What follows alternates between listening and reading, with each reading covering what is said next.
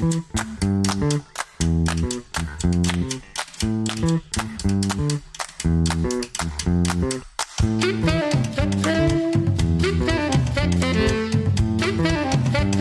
and welcome back to a new episode of Make Me a Musical, and this is an ooky spooky episode. Kind of. Oh man, it's Halloween in May, baby. Let's do Halloween. We're starting May off on the right note, meaning ghosts. Of course. Ghosts. You know what they say, April showers bring May ghosts. Ghosts. So I originally pitched that we should turn the Haunted Mansion ride into a musical, because me and Brent were talking last night about what Disney properties we'd turn into musicals, and I pitched Haunted Mansion, and he's like, oh, just on the ride, that sounds cool. And then I pitched it to Andrew, he's like, nah, we have to do it based on the Eddie Murphy movie. Look, they've already given us a whole storyline. Like, we're just gonna throw it all away? Like, come on, this is Disney canon. Remember when Guillermo del Toro was supposed to direct his own Haunted Mansion movie, and then he got kicked off from Disney and just made Crimson Peak instead? Man, that probably would have been really good. Yeah, it would have been. But I love Crimson Peak, so I consider it a win. Oh yeah, but, I mean, we could have had a better Haunted Mansion movie than we got. Well, you say that you love the Eddie Murphy movie. You've said that to me. I heard you say it. I did say that. I've watched it probably like 15 to 20 times. Oh my god. And you're I one used that to actually own it. goes to the theme parks. Like, I've only gone to, like, the Disney theme parks probably twice in my life. But you went pretty often, so you probably will know how accurate that movie was to the ride. Honestly, it's pretty accurate. Like you know, the tone is there. Honestly, the movie's a little darker than the ride is. Really? Yeah, like it's got more talk of like demons and stuff. Like the guy at the end getting dragged into hell is a pretty dark ending. Yeah, he does do that like goofy Eddie Murphy voice the entire movie. Well, what in this period of his career, he was really trying to ape the career of Bill Cosby, which was going from like the comedian stand-up guy into the family make a bunch of faces kind of comedy. Which Bill Cosby he just completely failed at that and gave up, right? No, I think he succeeded in that. Like things like Daddy Daycare and all that were really successful. Were really successful is the key word. Well, he didn't keep on running into the ground the same way that Adam Sandler did. True. Man, when was the last time anyone talked about Daddy Daycare?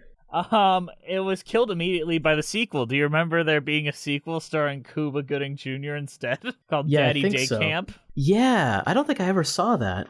I don't think anyone saw that. We should be turning that into a musical. That movie that Daddy, nobody saw. I mean, I'd have to watch it, and I'm not going to do that, so... The thing is, Eddie Murphy actually had some success with his like family films, like Dr. Dolittle and those types, and really kind of faltered when it came to his more, I wouldn't say dark, but more like risque material, like Norbit and, you know, Adventures of Pluto Nash, like those kind of like more vulgar ones. And he's kind of on a career comeback right now with like Dolomite Is My Name and all that, which I think he should have gotten nominated for.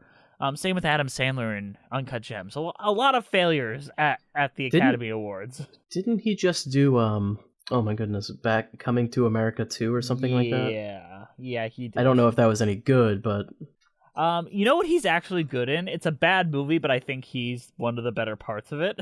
What's that? Tower Heist. Tower Heist? Yeah, it's a Brett Ratner film about these guys that get together and try to rob a tower of a car from Alan Alda. But the best scenes are like Eddie Murphy and Matthew Broderick paired together, which is like, I want more of that. I want them to be the dynamic duo for most films forever. They definitely would be very strange together. It works though. It really works. Like where you got like this pathetic Matthew Broderick and this like high energy, like angry, quick to anger Eddie Murphy character. It's great. The rest of the movie is garbage though. Okay, so we're talking about this because Haunted Mansion starred Eddie Murphy. Do you remember the movie? Of course, I've watched it recently, actually. Why? Me and my friends, now that we're in quarantine, tend to just hop on Disney Plus, pick something random, and start a drinking game based off of it, and try to get to the end. And this was one of them. What was the drinking game? Drink anytime there's cringe, or drink anytime there's good. Those are the two things. So if there's like a special effect that you like, or a specific performance or line delivery you like, you drink. I feel like you'd be drinking the whole movie then, because like anything that wasn't good was cringe. Exactly. we were pretty messed up by the end of it.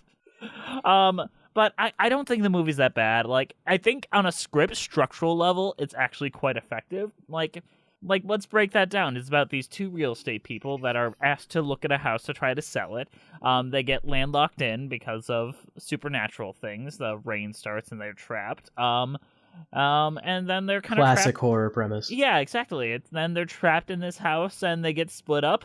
The thing that I question whether or not we should keep is whether or not the wife is the reincarnation of the landowner's ex-lover that killed herself. Yeah, it's kind of a bit of a weird vibe too. You got this southern plantation. Yep. With a white ghost in the black reincarnation of this lover. Yep. And the implication that they were from two separate worlds. There's a lot of iffy stuff here. They just narrowly miss it. It's not that they miss it. They don't want to say the words. They don't want to say what we're all thinking. They don't want to be like, yeah, slavery was a thing, wasn't it? Whoops. Yeah. But maybe we cut that aspect of it. I don't think we need that part. I kind of agree, but also then why are they having them there? Like, that was their goal, is to reincarnate her because she looks like his ex-girlfriend.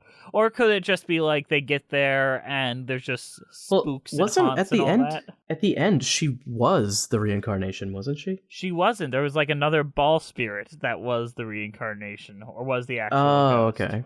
Okay, so she just looked like it. Mm-hmm. Next question. Do we keep the kids? Because I'm going to vote for that we throw away the kids. You can't throw away the kids. It's the Haunted Mansion. It's a Disney ride. Yeah, it's not anymore. We're turning this into a musical. Yeah, this is going to be a musical that parents are going to bring their kids to. I think we should give it more of a Beetlejuice tone. Like a little bit darker, a little bit more sincere. Bring them up to like teenagers. There's kids in Beetlejuice, though. There's one kid, and she's like 19. Yeah, we can make the kids older to fit actors or something. I think we should keep them, though. It's got to have that family values aspect to it. Eddie Murphy's his name is Jim Devers, by the way, or Jim Evers. So Jim Evers has to learn that he has to be a better father. What is the thing he keeps saying? He says he's gonna make your house forever and ever. No, because if you go with Evers and Evers, will make you happy forevers and evers. Man, that's so stupid. I didn't write it. Do we keep that line? Do we turn that into our opening number? Yes. 5 seconds ago you were saying it's so stupid. Now it's our opening number. I had to think about it for a second, but I'm just now realizing that there's a lot of potential with that. Forevers and evers. Like, that is our opening number. When the entire song is just a pun on, like, being happy forevers and evers.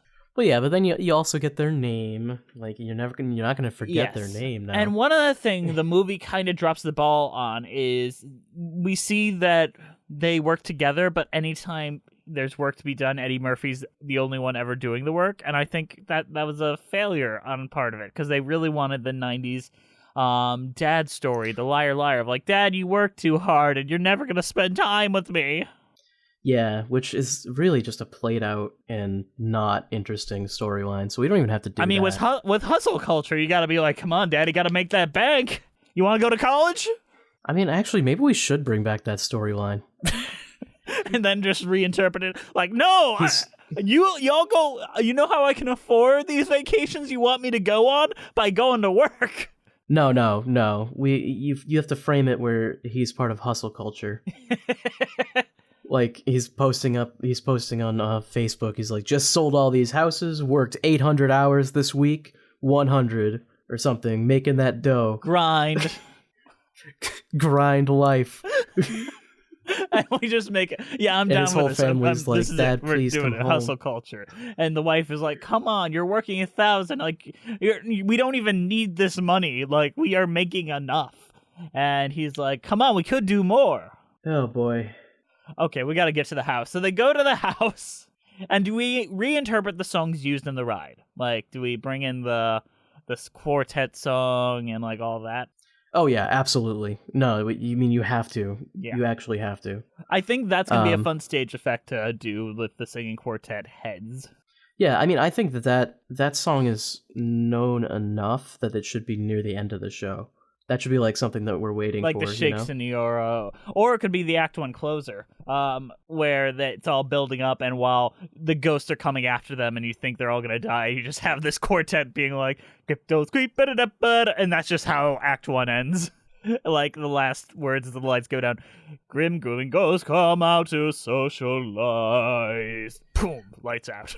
If you're gonna do that, then I think there needs to be a lot of setup. Like all of Act 1 needs to be like prepping you for the ghosts. Weird stuff is happening, but there's no ghosts yet. You know? I think it should kind of be like things in the background that audience members might catch, but they also might not. You kind of gotta trust that your audience is paying attention and looking in places. I think it would be great to throw in some jump scares, like some actual jump scares would be really effective in an audience environment like this. Yeah. And I think that is where a lot of the difference between that film and this musical is going to be, is in tonally. Like, I feel like we can literally keep the same plot, even keeping some of the same humor style, but, like, change up the tone of the scares and introduce the ghosts a little bit more subtly. Make it like The Haunting of Hill House. Have you seen that show? No, I saw the sequel show. Well, only because Greg Sestero was in it. That's actually the only reason, yes. I've recently watched that one, so it's a lot of the same way, where they kind of introduce the ghostly elements slowly, and then once you get there, it's kind of like everything, and it's all scary. Yeah, no, I like that. And maybe even Act 1 ends with, like, the ghost coming out in full, where it's just been, like, hints of it, and we've got, like sprinkles of it beforehand, and then end of Act 1, it's just, like, they're all out, and they're all coming for Jim Evers. Do we do the, like, twist villain kind of thing, where it's, like, you're not sure who the bad guy is until the end when it's revealed? I honestly think with a story like this, like, they shouldn't be miserable mopey, because they're, like, happy haunts. It should just be like they're all just kind of happy, and then bad things torment them despite that. Like, so no one should be an outright bad guy villain. Then? Well, how do they solve the situation then? Do they just figure out how to get rid of the ghosts? Maybe it's like an Evil Dead situation where it's like a Dead by Dawn, and they just have to get through the night. Oh. And what if instead of the what if instead of like real estate agents or something, we do the inheritance thing where they have to stay at the haunted house to get the inheritance? I like that. Like, you've just gotta stay I'm into this. I'm much more into that. And the thing is, we can just have them show up to the house. We don't have to do any of the preamble. Yeah. Plus, then we don't have to do the wacky reincarnation thing. Yeah, we just avoid that. And it's just kind of like, my dad said that this was down to me and that we'd be able to own it. Still keep them as real estate agents. Like, yeah, we could sell this for hundreds of thousands of dollars. And, like, this would be really, really big. Like, Antebellum-style houses are selling big now. We can keep the Evers and Evers opening number. And then we just kind of throw ghostly stuff at them. I still think maybe we could eliminate the kids. I'm still thinking, like, it might work better if it's just these couple that goes in there. Sure, I mean, we can eliminate the kids, but how do they die? I mean, do we want to have the ghosts just kill them during the show? I mean... No, as a narrative choice, you motherfucker. Oh, okay. I think we just don't need the kids in this story. Yeah, I mean, that's fine, but I don't think we need to be, like, kidnapping kids from the audience and, like, eliminating them. I think we should also get a lot of audience interaction where the ghosts come out and scare people in the audience or, like, interact with it. Like the Lion King style. I wonder if you could do any of the effects that they do at the Haunted Mansion. Oh, I'm sure of it. In, like, a stage show. I'd be so curious how you do Madame Leota with an actual actor. Well, I mean, you could just have a table with a ball and that's kind of boring. I feel like you'd have to pick her up and you'd have to... That's kind of boring. Like, it might start off that way, and then the Evers character picks her up, and then you're like, oh, how did they do that? How'd they do that? I mean, it would have to be a projection, right? I mean, have you ever seen the Beauty and the Beast animatronic projection? I think it's like a ride in France. Paris Disneyland, where they have a hologram that looks just like one of the animatronics, and then it's for the Prince transformation scene, and then they just lower the projection, and then there's the Prince animatronic underneath it, and it's so seamless that like you could do things like that. I feel like now is the time for a proper ghostly musical on Broadway using all the effects that Disney has kind of cultivated over the years. Just pull the fucking trigger already. So, I think we've basically decided that realistically, this entire show doesn't have to be attached to the Haunted Mansion in any way, and it's just a ghost thing, because we want to see ghosts. Yeah, well, we kind of have to call back to all the ghost rides, like the dancing ghost things from the ballroom and the guy with the lantern. I was like the skeleton in the piano. That was always a fun one. Or like in the mirror where you see the ghost next to you at the end of the ride, you could do stuff like that with mirrors. There's so many fun little spooks you could do. Yeah, no, I agree. And the question is, do they make it to the end, or do we do an Evil Dead ending where they think they've made it out, but really they're just worse off than they ever were? I think that's what you could do with the mirror or something. Like, just have it end like they're like, oh, we made it out, but then they look in the mirror and now they're ghosts too, or something. Or they don't even have a reflection, and then they look at themselves and they just are translucent, and we could do some cool staging effects with that. And yeah, I don't know. Isn't there a part like Evil Dead style where she becomes possessed by the ghost and he has to try to bring her back? Like, that could be a fun way. Am I remembering this wrong, or is there a part in the movie where they become ghosts? No, there's not a part in the movie where they become ghosts. Okay, I wasn't sure if I was remembering that or not. Okay. There are zombies. Oh. There is a section with zombies, strangely enough, but... You're right. Oh, you know what? I was thinking of Casper. Yes, there are Casper, ghosts they become ghosts. No, well, I mean, the main characters become ghosts in Casper. Only Bill Pullman. Yeah. They have like a machine to turn them into not ghosts again. Into humans, you mean? Bring them back to life. They literally found a cure for death. They found a cure for ghosts. If you die and don't become a ghost, you can't use the machine. So do you only become a ghost if you have unfinished business? Business? You know, I've never liked that theory that ghosts are people who died with unfinished business. Like, who doesn't have unfinished? Like, are you telling me that most people, they just die and they're like, yep, I did everything. I'm done. I was done with everything. Like, come on, who dies and doesn't have unfinished business? I think my question is, if you have unfinished business, what the fuck can you do as a ghost? To like, you can't do anything. That's why all they do is moan. Okay, so I'm taking it you don't believe in ghosts. I mean, no, of course not. I don't either, but I know way too many people that are legitimately like terrified of the idea of ghosts and specters and ghouls and all that, right? I don't know why you would be scared of the idea of ghosts. Like, what the fuck are they gonna do? What, just exist around you? Fuck, it's like having a roommate that doesn't pay rent, whatever. Doesn't pay rent and also doesn't use any space. Exactly. It's gonna knock something off the wall? Oh, that's mildly inconvenient. If you believe in ghosts, it should be comforting to you, because that means that if you die, you know for certain there's an afterlife, right? There's so many questions. But then you've got brought into the idea of demons and shit, which is different than ghosts. No, demons, I mean, okay, now you're getting, this is like, demons are like Christian ideology. Ghosts are, like, folklore, you know? It's different. All right. You know, you can't mix these. Ghosts and demons are very different. Ghosts are folklore. Ghosts are like, stories that people in a village will tell each other, like, oh, that house is spooky, you know? Like, whereas demons are like, the pastor gets up and screams at you that you shouldn't be listening to rock music.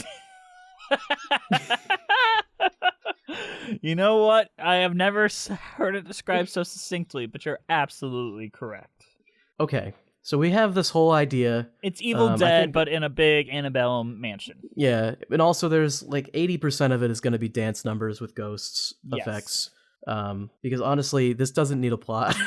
I feel like this could be like vignettes. This is like a perfect musical for vignettes with like the loose story of we have to stay up to get the money. they show up to different rooms, and they're like, oh, this is the library, and there's like ghost books and stuff, and each they're room like, kind of oh, has this its is own like character that has its moment. Like it'd be a great ensemble piece for them, and you just have these characters that run through. It's all dance numbers, and it's all dance numbers. I thought you were about to say, and it's all Dan Aykroyd. It's all Dan Aykroyd going in. No, Dan Aykroyd does not show up in this, and Dan Aykroyd would produce this because he's like, this finally a musical that shows reality.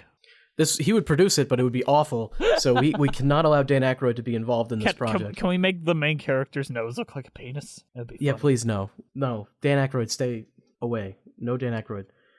We'll never have alien communication, especially after 9/11. Why? Why did he do that? Why did he become that?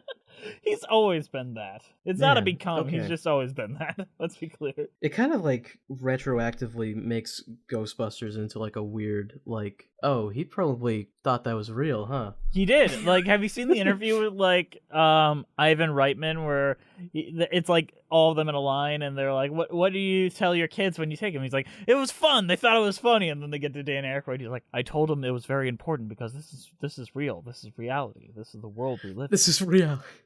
This is reality. Dan Aykroyd's crazy, but I think he's great. If this is the world we live in, how come you made a movie about it instead of starting a Ghostbusters outfit? I mean. Okay. Dan Aykroyd stars in the Haunted Man. I'm surprised they get him for that. Every night he goes on stage and he's like, man, it's about time. I'm about to enter reality. And, like, no. He gives like the pre-act like spiel at the beginning. He comes out in front of the red curtain. He's like, "What you are about to see is a replication of reality. I want to thank the Disney company for making such a true to life vision come true here on the Broadway stages." Oh no! Oh no!